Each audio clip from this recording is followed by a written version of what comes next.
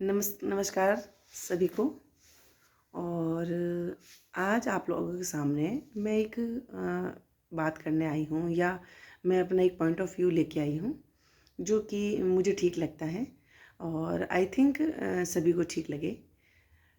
जो कि आज के समय में देखा जा रहा है कि बच्चों का सबसे ज़्यादा जुड़ाव जो है वो है या तो ट्रेंडिंग फैशन को लेके है और या फिर फ़ोन को लेके है।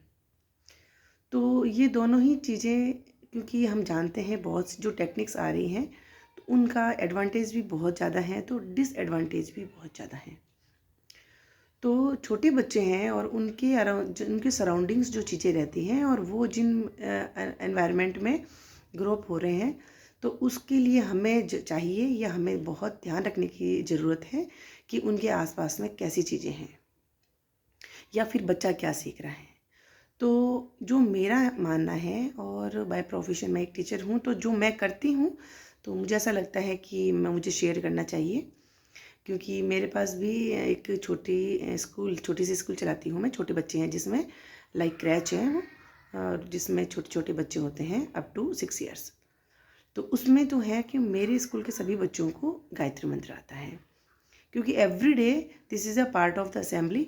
तो कि मैं जो है उसमें करवाती हूँ, और नर्सरी से ही बच्चे जो हैं वो बोलना सीखते हैं और गायत्री मंत्र सभी को आता है। तो क्यों ना एक पहल की जाए। सभी टीचर्स तो स्कूल में करा ही रहे हैं, और मैं सभी पेरेंट्स से भी ये एक रिक्वेस्ट करना चाहती हूँ कि it is not only for the teachers कि उनकी रिस्पॉन्सिबिलिटी है।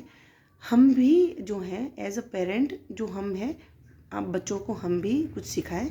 तो एक चीज़, ज़्यादा नहीं तो आप लोग ये काम कर सकते हैं कि जब भी आपको टाइम मिलता है, या बच्चों को जब भी आप टाइम बच्चों के साथ में स्पेंड करते हैं, तो आप कोशिश करें कि बच्चों को गायत्री मंत्र बोलना बच्चों को सिखाएं। और बहुत छोटे बच्चे हैं तो पहले आप उनको गायत्री मंत्र बोलना सिखाएं, और उसके बाद में जैसे जैसे वो बड़े होते हैं तो उनको धीरे धीरे उसका अर्थ भी बोलना सिखाएं।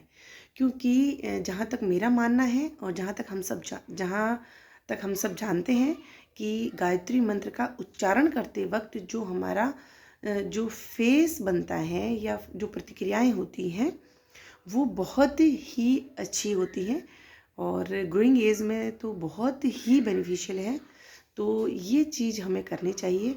हर एक स्कूल के अंदर ये असेंबली का एक पार्ट बना देना चाहिए कि असेंबली में प्रेयर, क्योंकि बहुत सारी चीज़ें करवाते हैं हम, जैसे न्यूज़ करवाते हैं और बच्चों को जैसे कुछ थॉट्स बुलवाते हैं। असेंबली में बहुत सारी स्क्रिप्ट करवाई जाती हैं स्कूलों में।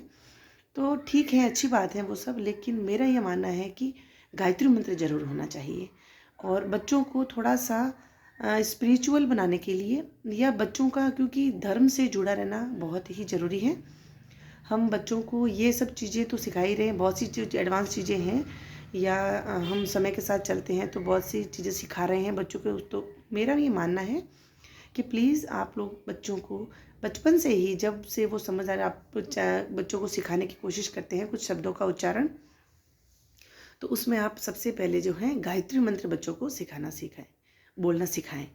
और दूसरी बात ये है कि दूसरी जो चीज़ें आ रही हैं, जितना भी जैसे कि बहुत सारी इलेक्ट्रॉनिक डिवाइसेस आ रही हैं, या जितना एडवांस टाइम चल रहा है उसमें बहुत सारी जैसे फ़ोन के फंक्शंस हो गए या कंप्यूटर की टेक्नोलॉजी हो गया, तो वो सब चीज़ें तो स्कूलों में भी बच्चा सीखता है और सिखा ही रहे हैं, और समय में ऐसा एनवायरनमेंट है, और विद एजुकेशन जो है बच्चे सीख रहे हैं।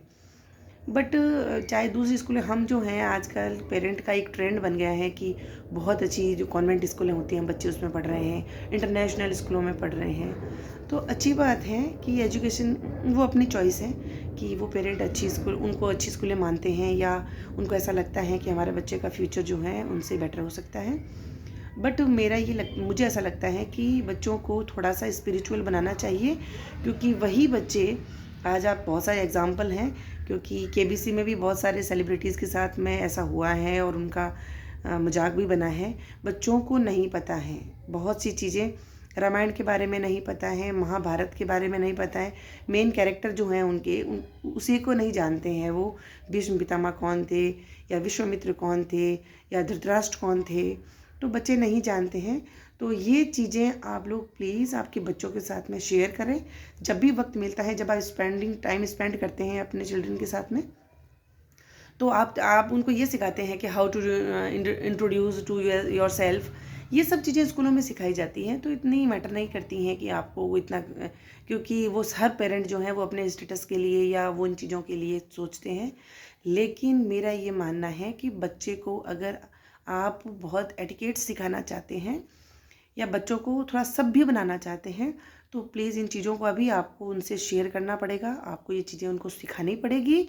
और मॉडर्न तो है ही है वो, और समय के साथ में वो चीज़ें देख ही रहे हैं, लेकिन ये चीज़ें हमें सिखानी पड़ेगी, क्योंकि धीरे धीरे ये चीज़ें लुप्त होती जा रही हैं और हम अपने ही धर्म को या हम अपने ही अस्तित्व को खोते जा रहे हैं। तो ऐसा ना हो एक समय में आए कि बच्चे जाने ही नहीं कि भगवान राम कौन थे या भगवान माता रानी कृष्ण कौन, सॉरी, माता सीता कौन थी या कृष्ण भगवान कौन थे। तो वो सिर्फ एक फ़ोटो में या एक उनको पिक्स के थ्रू जानेंगे कि भाई ये चीज़ें होती हैं। तो प्लीज़ जो है ये सब चीज़ें आप बच्चों से शेयर, जब भी टाइम मिलता है तो प्लीज़ आप ये चीज़ें बच्चों से शेयर करें। और एटलीस्ट दूसरा कुछ नहीं सिखा सकते हैं तो आप एक गायत्री मंत्र, तो क्योंकि ये महामंत्र है और ये बच्चों को ज़रूर सिखाना चाहिए, और हर बच्चे को एक इसका मंत्र का सही उच्चारण और इसका अर्थ ज़रूर आना चाहिए। तो मेरा ये विचार है कि आप बच्चों को प्लीज़ ये सिखाएं, क्योंकि एडवांस एजुकेशन तो स्कूलों में मिल रहा है, स्कूल वाले भी इन चीज़ों में एफर्ट्स लगाते हैं और वो सिखाते हैं, बट ये चीज़ें नहीं, मैं नहीं मानती कि हर स्कूल में सिखाया जाता है। एंड ये पेरेंट्स की भी रिस्पॉन्सिबिलिटी है कि आपको भी ये चीज़ें सिखानी चाहिए। तो मुझे ऐसा लगता है कि आप लोगों को करना चाहिए और बच्चों को ऐसा सिखाना चाहिए। Thank you.